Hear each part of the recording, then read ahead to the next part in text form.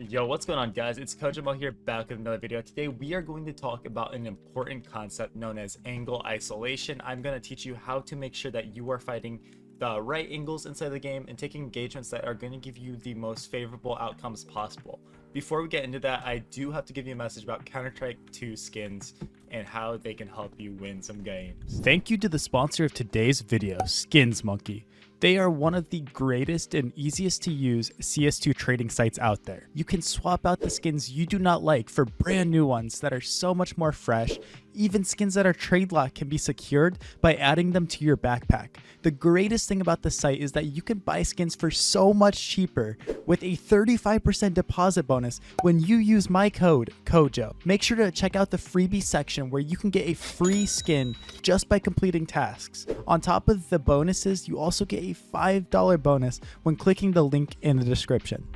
All right, on a real note, shout out to Skins Monkey. Obviously, skins don't equal wins, but skins are very nice. So let's talk about angle isolation, and this is a concept that you need to know both on the T side of the game and the CT side of the game.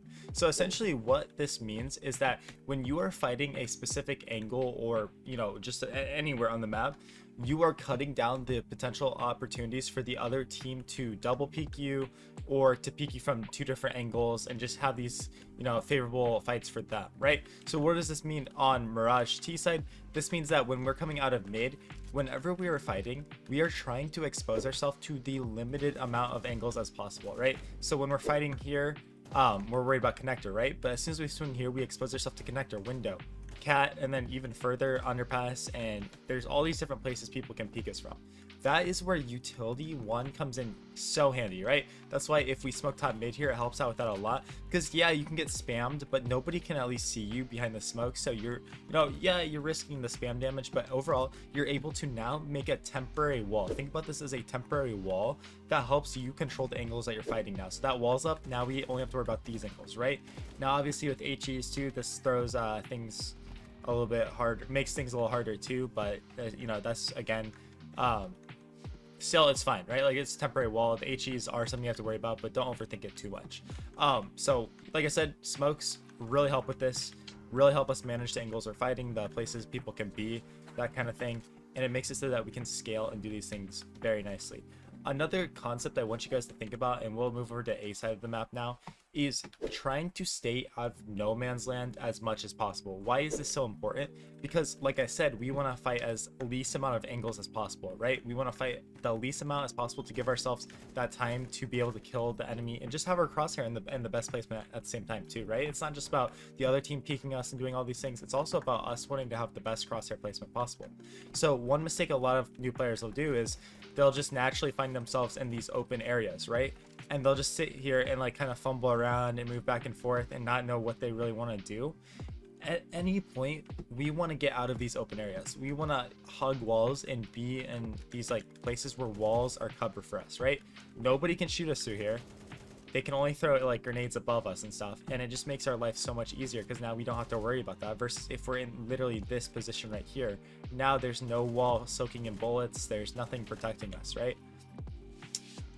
Another thing that you guys can understand about this is it's why you see professional teams on their T side trading so well, because when they're moving through these open areas, one, obviously they have smokes that they throw to help this, but two, when they're through these vulnerable positions and areas, they always have somebody with them. Why is this? Because generally you have one guy entering in, like, usually the entry is more aggressive and doesn't clear the closer angles and just runs in, and then you have the other guy that's behind him clearing the angles that he's not clearing, right? Clearing all these little cubbies and stuff. This is very important to understand, and essentially you're cutting down angles because you are worrying about one set of angles and he's worrying about the other set of angles.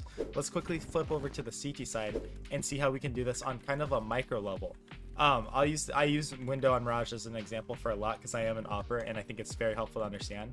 When the T's are running out mid, say either we kill one or we miss a shot, whatever, and now there's a situation where they can be outboxed as mid, anything, maybe it's mid round.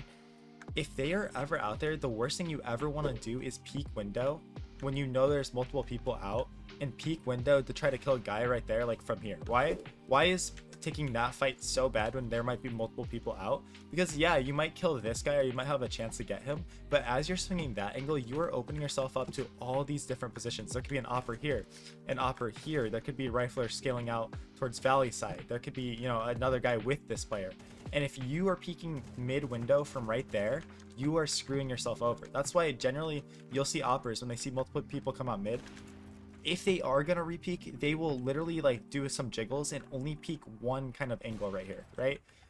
Same thing with anywhere we're playing. Ticket on Mirage is hard because you know, sometimes being up here is really bad because yeah, you can fight down connector and have those angles, but look at where you're exposed to now.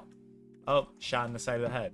Oh, shot in the side of the head, right? So it's just understanding that, you know, trying to limit the amount of places you're opened up to, and that's where having a teammate is really good, because you could have a teammate sit here and holding ramp, and then every once in a while spotting palace, holding ramp, spotting palace, holding ramp, spotting palace, while you are up here doing this. Now you don't have to worry about that at all because your teammate is literally covering your back, and you can sit here with an op and do whatever you want. Angle isolation, always be limited, always limit the amount of angles that you are being exposed to. It's literally Counter-Strike 101. Same thing when you find yourself in jungle here. Jungle can be a good place and a bad place to be in, right? Say you're in jungle and you want to hold connector. Well, how do we do that? It's kind of hard, right? Well, one thing you can do if you have an A player is play these little closer angles and, you know, maybe spot, but even here it's kind of bad, right? So maybe instead of being there, we just sit in this cubby and hold connector, walk in from there, versus being out here in the open.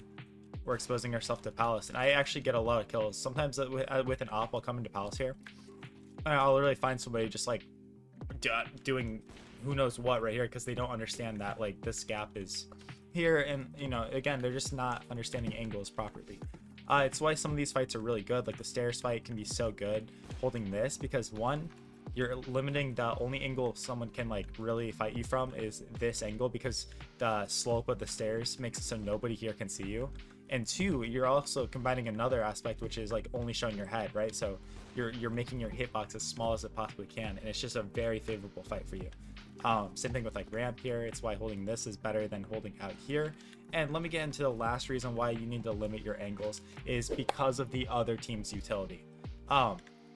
Again, that's why you don't want to be in no man's land here in mid, because all it takes is one flash to come over, and look what is going to happen to you. With that flash, you're going to have someone swing connector, window, or cat, or maybe even underpass that might peek you, and you're sitting here in no man's land. And it sounds very basic, but it's something that even level 10s are constantly getting wrong inside of this game. So at the end of the day, understanding how to limit these angles for multiple reasons is going to be very vital for you succeeding and getting better at this game. If you don't understand it, you're gonna struggle, and you're gonna, you know, wonder why you can't get better and improve. But genuinely, stuff like this is the reason that you are failing. And if you want more tips and advice, one, I'd subscribe to my channel. I post really good ideas and concepts out there that can help you grow and understand the game at a deeper level. But two, watch the videos that are going to be suggested on your screen at the end of this, because genuinely there's lots of good content I have out here, and I can help you out a lot. If you want to ask me live questions, I stream every single day on twitch.tv/coachmocs. I'll catch you guys later. I'll see you in tomorrow's video. Let's keep grinding and being the best players we possibly can be. So I'll catch you guys later. Peace.